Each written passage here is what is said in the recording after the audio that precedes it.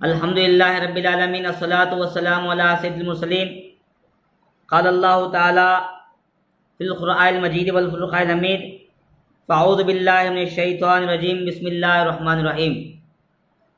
मोहतरम नाज़रीन, ईद उल अज़हा के मौके पर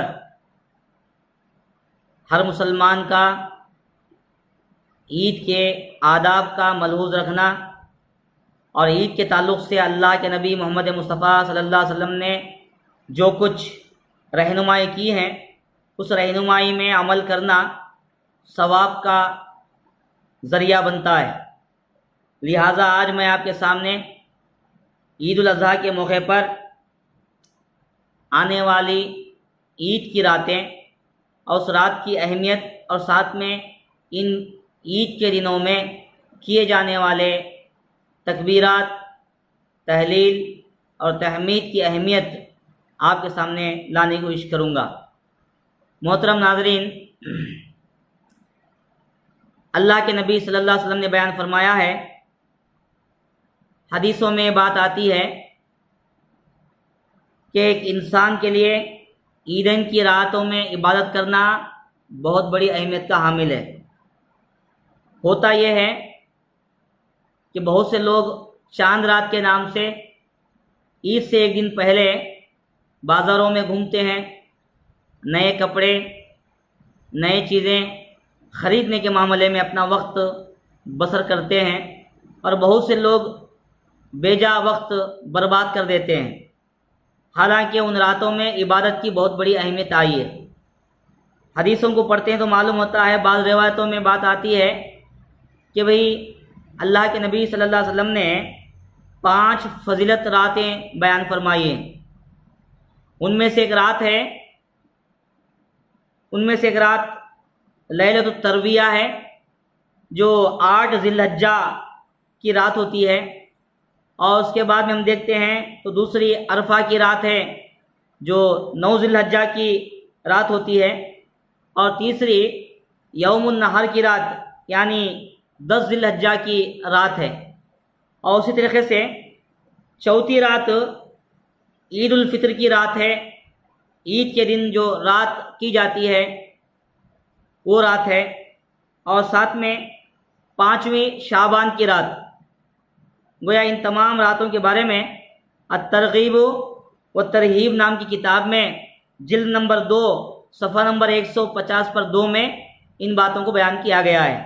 तो मालूम हुआ कि ईद की रातों में इबादत करना हर मुसलमान पर लाजिम है, हर मुसलमान के लिए फजीलत वाला काम है। लिहाजा रातों की इबादत बहुत बड़ी फजीलत की हामिल है। लिहाजा हर मुसलमान को इन मुक़द्दस औक़ात को, इन रातों को बर्बाद करने से बचना चाहिए और उन रातों में अल्लाह को राज़ी करने वाले काम करना चाहिए।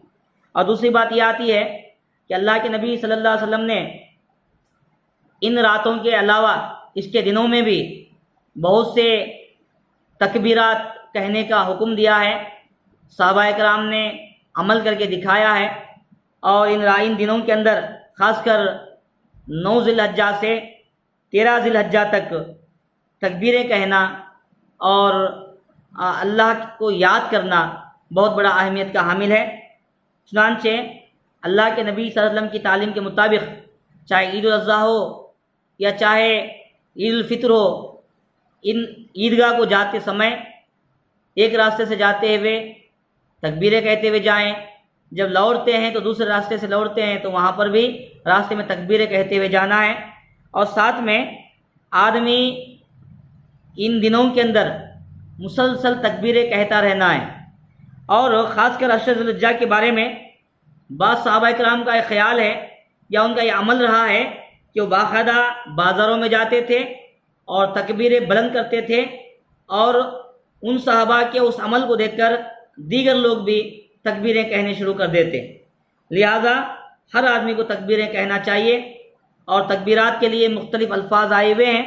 उसमें से मशहूर जो रिवायत मिलती है, जिसका अमल हम लोगों को मिलता है, वो ये कि अल्लाहु अकबर, अल्लाहु अकबर, ला इलाहा इल्लल्लाहु अल्लाहु अकबर, अल्लाहु अकबर वलिल्लाहिल हम्द, यानी इस तकबीर को बार बार आदमी बोलना चाहिए और इस तकबीर को बुलंद करना चाहिए, चाहे मर्द हो, चाहे औरत हो, चाहे बच्चे हो, चाहे बूढ़े हो, चाहे किसी भी हालत में हो, उस हालत में क्या है, इन तकबीरात को कहना चाहिए।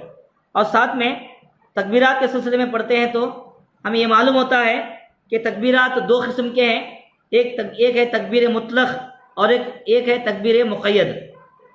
तकबीर मुतलक से मुराद ये है कि गोया ज़ुल्हिज्जा के इन 10 दिनों के अलावा इन अय्याम ईद उल अज़हा और अय्याम तशरीक़ के मुद्दत के अंदर कभी भी कहीं भी किसी भी हालत में आदमी तकबीरात कह सकता है, इसकी गुंजाइश हम लोगों को मालूम होती है और तकबीर कहते रहना चाहिए।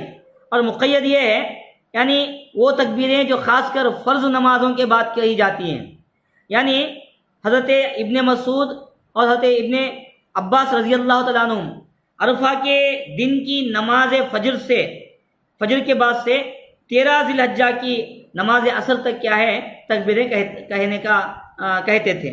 इससे मालूम हुआ कि भाई इन सहाबा किराम से साबित है कि अरफा के दिन फजर की नमाज से लेकर 13 ज़िलहज्जा की असर की नमाज तक आपको तकबीरें कहना चाहिए, और ख़ासकर हर फ़र्ज़ नमाज के बाद। और वही तकबीर यानी अल्लाहु अकबर ला इलाहा इल्लल्लाहु अल्लाहु अकबर वलिल्लाहिल हम्द, इन तकबीरात को आदमी बार बार पढ़ते रहना चाहिए। और साथ में ये भी कहा गया कि भाई जो आदमी जितनी ज़्यादा मेहनत करेगा उतना ही अल्लाह ताला उसको बदला देगा। वल्लज़ीना जाहदू फ़ीना लनहदियन्नहुम सुबुलना, अल्लाह ताला बयान फरमाते हैं कि जो बंदा हमारे रास्ते में कोशिश करता है तो हम उसके लिए रास्ते खोल देते हैं। तो बहरहाल हम में से हर मुसलमान को इन रातों में और ये ज़ुल्हिज्जा के इन दिनों में और ख़ासकर अय्याम तशरीक़ में ज़्यादा से ज़्यादा अल्लाह की इबादत करना, अल्लाह की तस्बीह बयान करना, अल्लाह की हम्द व सना बयान करना और साथ में उसकी तकबीर को बुलंद करना, ये मामूल बनना चाहिए। यही पैगाम आज के इस वीडियो के ज़रिए आपके सामने देना मकसूद है। अल्लाह से दुआ है कि अल्लाह ताला मुझे और आपको इन तकबीरात को बार बार पढ़ने की तौफ़ीक़ अता फ़रमाए और अल्लाह की तकबीर को बुलंद करने की तौफ़ीक़ अता फ़रमाए। वाखिर दावाना अल्हम्दुलिल्लाहि रब्बिल आलमीन।